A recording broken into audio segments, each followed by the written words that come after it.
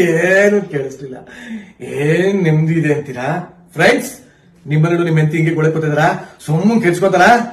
ಈ ತರ ಫಾಲೋ ಮಾಡಿ ನೋಡಿ, ಸೂಪರ್ ಆಗಿದೆ ಫ್ರೆಂಡ್ಸ್. ಏನು ಕೇಳಿಸ್ಲಿಲ್ಲ ಫ್ರೆಂಡ್ಸ್.